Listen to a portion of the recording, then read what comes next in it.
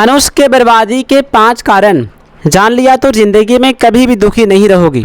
तो आइए दोस्तों जानते हैं भगवान श्री कृष्ण ने गीता में क्या कहा मनुष्य के बर्बादी के 5 कारण के बारे में। दोस्तों मनुष्य के बर्बादी का पहला कारण है क्रोध है। जी हाँ दोस्तों, क्रोध इतना भयंकर चीज़ होता है, यदि कोई भी इंसान क्रोध के आवेश में आ जाता है तो वह इंसान अपना जीवन को बर्बाद कर देता है, तहस नहस कर देता है।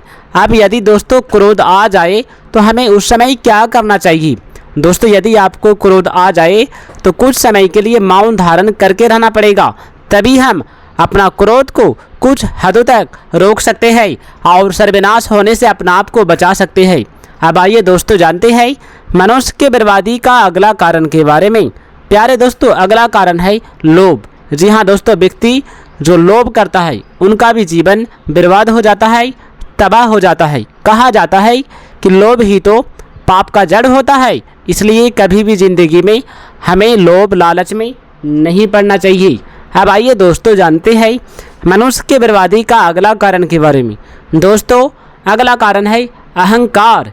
यदि आपने अहंकार कर लिया तो आपका जीवन सर्वनाश हो जाएगा, तबाह हो जाएगा।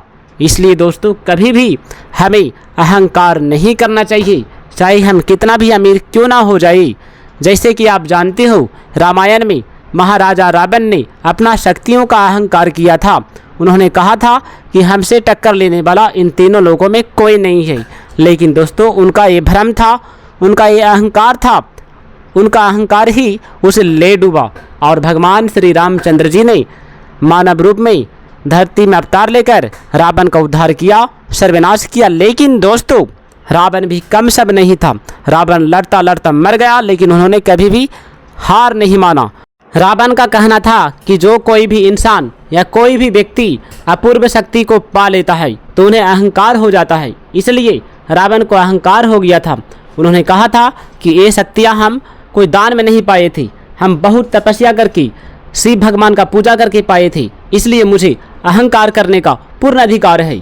जीना मरना तो एक दिन अवश्य होता है, लेकिन जो कायर होता है वो पहले ही मर जाता है, मृत्यु का आने से ही पहले मर जाता है। इसलिए हम कभी नहीं डरेंगे, चाहे मेरा मृत्यु क्यों ना हो जाए। आइए दोस्तों जानते हैं गीता में भगवान श्री कृष्ण क्या कहते हैं कि पाने की इच्छा उसमें होती है जिसमें कोई अभाव होता है। शरीर को संसार की सेवा में लगा देना कर्म योग है और शरीर से स्वयं अलग हो जाना ज्ञान योग है। दोनों का परिणाम एक ही होगा। दोनों ही साधनों से ही संसार से संबंध विच्छेद होकर स्वरूप में स्थित हो जाएगी। कर्मों से कुछ ना कुछ पाने की इच्छा ही बंधन में डालती है। इसके विपरीत कुछ भी न पाने की इच्छा होने पर कर्म भी अकर्म हो जाते हैं। जिनको साधारण मनुष्य अपना मानते हैं वे शरीर, इंद्रियां, मन, बुद्धि वास्तव में किसी भी दृष्टि से अपने नहीं है, बल्कि मिले हुए हैं और ये निश्चित ही बिछोड़ने वाले हैं। इनको अपना मानना सर्वदा भूल है। साधारण लोग फल पाने के लिए कर्म करता है, पर कर्मयोगी फल के लगाव को मिटाने के लिए कर्म करता है। फल की इच्छा को मिटाने के लिए शरीर, इंद्रियां आदि को कभी भी अपना नहीं मानना चाहिए। प्यारे मित्रों, शरीर मैं नहीं, मेरा नहीं और मेरे लिए नहीं, इस सच्चाई पर मनुष्य दृढ़ रहे तो अपने आप से उसका उद्धार हो जाएगा। शरीर बदलता रहता है। शरीर को आप जैसा रखना चाहो वैसा नहीं रख सकते हो। जितने दिन रखना चाहो उतने दिन आप नहीं रख सकते। लेकिन आत्मा अपरिवर्तनशील और शाश्वत है। इसे निर्मल रखकर आसक्ति से बचाया जा सकता है। मित्रों, मनुष्य स्वयं ही अपना बंधु होता है और स्वयं ही मित्र होता है। अगर वह बाहरी चीज़ों को सहायक या बाधक के रूप में देखे तो सहायक के रूप में चीज़ों को देखने पर वे उसी रूप में प्रभावी हो जाते हैं और इसके विपरीत देखने पर उसी रूप में हो जाते हैं। जो व्यक्ति स्वयं के द्वारा स्वयं का उद्धार नहीं करता है वह अपना शत्रु स्वयं होता है। अर्थात जो व्यक्ति अच्छे कार्यों द्वारा उन्नति करता है वह उद्धारक है। इसके विपरीत बुरे कामों को करने वाला अपने साथ साथ समाज का भी विघटन कर देता है। शरीर, इंद्रियां, मन, बुद्धि मनुष्य को असत पदार्थों की ओर भटका सकता है। जो इनका आश्रय नहीं लेता वह अपने आप को जीत लेता है और विकार रहित हो जाता है। दूसरों की सहायता के बिना कोई भी किसी पर जीत प्राप्त नहीं कर सकता है और दूसरों की सहायता लेना ही स्वयं को पराजित करना है। अर्थात स्वयं को पहले पराजित कर ही दूसरों पर विजयी पाई जा सकती है। जो अपने लिए दूसरों की थोड़ी सी भी आवश्यकता नहीं समझता, वही अपने आप से अपने आप पर विजय प्राप्त हो जाता है। आदमी शरीर, इंद्रियां, मन, बुद्धि को अपना समझकर स्वयं को उनका स्वामी मानता है, परंतु वास्तव में वह उनका गुलाम हो जाता है। जो उनके एक इशारे पर सारे काम करता है। जिसके पास सुख साधनों का अभाव हो, उस पर भी वह प्रसन्न रहे तो वह सुखी कहलाता है। लेकिन जो सारे सुख साधनों के बावजूद इस चिंता में घुटता रहे कि वे चले नहीं जाए, तो ऐसा लोग दुखी कहलाता है। भीतरी सुख दुख, बाहरी सुख दुख और मान अपमान में शांत और निर्विकार रहने वाला व्यक्ति ईश्वर के निकट होता है। तरह तरह की परिस्थिति में जो निर्विकार रहता है वह महापुरुष है। जो व्यक्ति न तो सोना पाकर चमधियाता है, न उसे खोकर चिंतित होता है, जो उसके उत्पन्न और नष्ट होने के स्वभाव को समझता है, वह समदर्शी हो जाता है।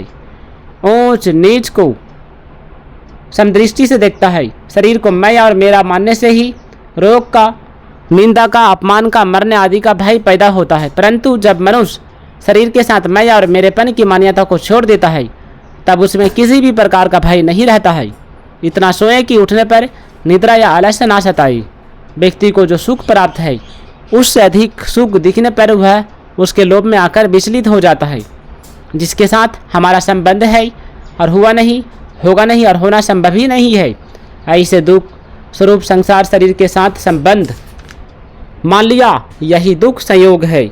मित्रों, वृक्ष के एक बीज से ही मीलों तक जंगल पैदा हो सकता है। इसलिए बीज रूपी कामना का भी त्याग होना चाहिए। मैं भगवान का हूँ और भगवान मेरे है। इस प्रकार जब स्वयं का भगवान में अपनापन हो जाता है, तब मन स्वतः ही भगवान में लग जाता है, रम जाता है। प्यारे दोस्तों, भगवान श्री कृष्ण कहते हैं अर्जुन को कि हे पार्थ, मुझ में आसक्त मन वाला मेरे आश्रित होकर अनन्य भाव से योग का अभ्यास करता हुआ तू मेरे जिस समग्र रूप को संशय रहित होकर जानेगा, उसको सुन लिया। जड़ और चेतन दोनों के उचित संयोग से सृष्टि की उत्पत्ति होती है। मैं ही सृष्टि का तथा मैं ही प्रलय का कारण बनता हूँ, ऐसा भगवान श्री कृष्ण कहते हैं अर्जुन को। मैं ही सब का कारण करता और कार्य हूँ। जैसे धागे में मोती पिरोकर माला बन जाती है, वैसे ही सारे सृष्टि में मैं ही समाया हूँ तथा सब मुझ में ही जुड़े हुए हैं। जल में मैं हूँ, रस में मैं हूँ, सूर्य तथा चंद्रमा में और प्रकाश में मैं हूँ, वेदों में ओंकार में मैं हूँ, आकाश में मैं हूँ, वायु में मैं हूँ, पृथ्वी में मैं हूँ, यानी कि हर जगह में मैं हूँ। इसलिए तुम मेरा पूजा करो, मेरा भक्त बनो और सच्चे मार्ग पर चलो, लोगों का कल्याण करो।